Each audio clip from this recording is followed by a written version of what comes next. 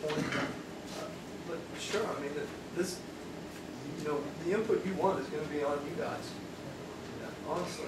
Let's put it in this perspective. This has been a long stretch. Another month ain't gonna hurt. Let's get it right. Get questions asked. I'll see what I can find out about the 60. I'll see if at some point Tim can send somebody out to actually mark, so you visualize things better, or put it on a map, or whatever. I don't. Yeah. We did have a letter from Licking Township Fire Department and also from the bus garage. And the post office. Right. Do you have those to share? I don't have copies. As long as I get that. You want to read them? Are they short?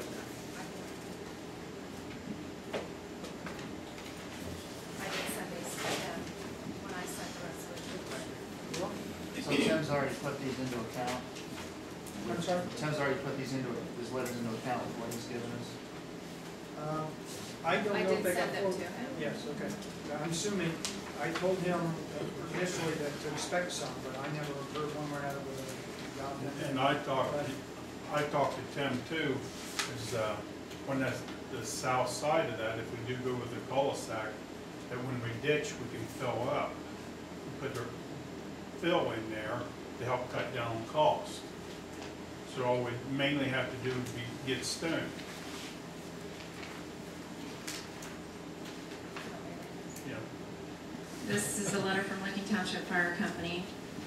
This letter is in regards of our conversation about the end of Cooperida Road. The Licking Township Fire Company is not the primary covering fire department of Cooperida Road, but we do provide automatic mutual aid to the area.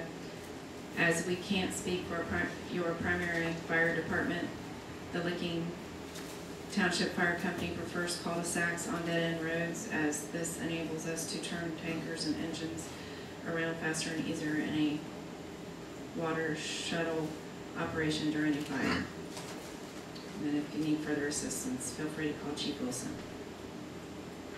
And we also, from the postman, we got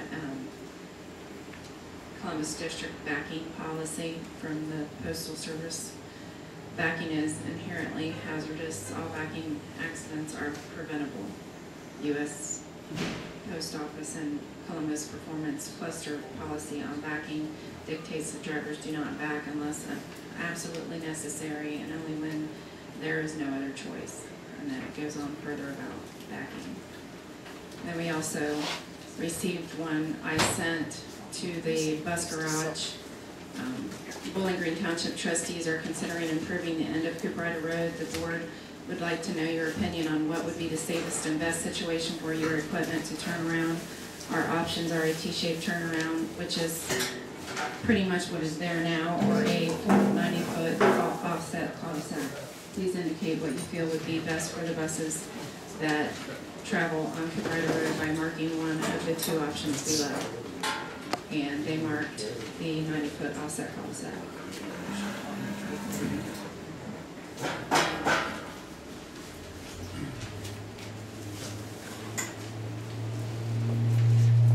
How do you feel about an on-site meeting? That way, at the location, the opportunity for Tim to market, to show us, and have any residents that are concerned ask questions and see the visual. We can. We already have one down there. We didn't show these things. My understanding, I thought it was all right. You know, whatever. Can I ask a question? Now, if you got something on print, then you better make it clear. If it's got curb on there, you better make sure your engineers know that you're gonna put gravel on it, because you're gonna end up with a lot of problems. Yeah, well, we'll have to talk. We need to talk to. Because that's a lot of money. Yeah, you can't afford putting curb and stuff around that. And you don't want to hassle if you got it drawn up with prints on it, and you're gonna put gravel there. You better make it clear. Yeah, we can have a meeting down there with Tim. If that's what you guys want to do. When do you want to do it? Whenever Tim It don't make no difference to me. Why don't you give us some possible dates, we'll get over to Tim and see when we can get something down there. Just read the dates and What do you need, at least a week ahead? Just looking at the estimates, I mean, I don't think any of the assessment forms, and the estimates on this. It don't call for any curb or concrete work, Right. or no asphalt. All the estimate is required on here is just gravel. Right. It's all right, wrote down in here, just just on the I estimates. Just wanted to clarify, I mean, I know it's on here on the design. but- Uh-huh. well, Yeah, it's on the design, but estimates it's are not accurate. on the estimate.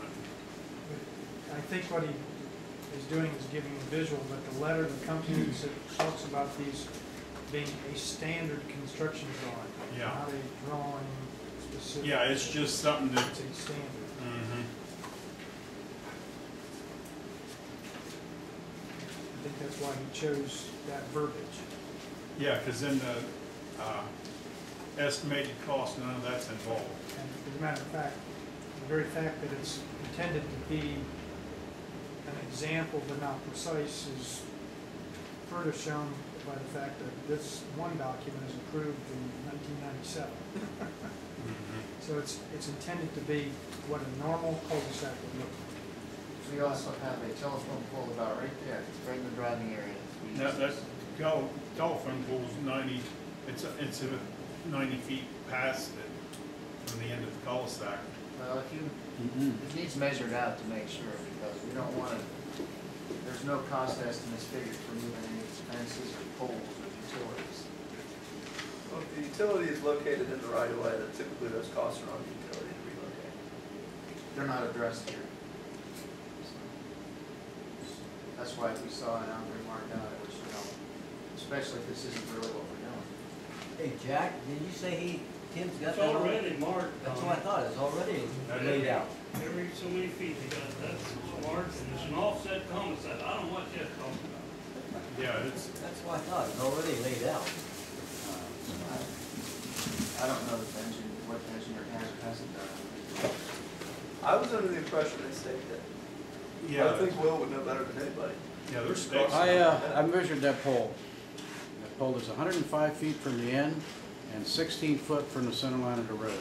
If you look at that schematic that he has on the tabs, I think, Dan, you probably know about drawings, you know about tabs, how tabs work. You go down and you get a 60-foot right-of-way, which we have. Then you have to decide on item B. Look on the drawing and look at item B. Which item B are we going to have? Which is the actual width going into the cul-de-sac. Are we going to have an 18 or 20? So that means you're going to have 18 and 20 specification right at the width at the opening of the cul-de-sac.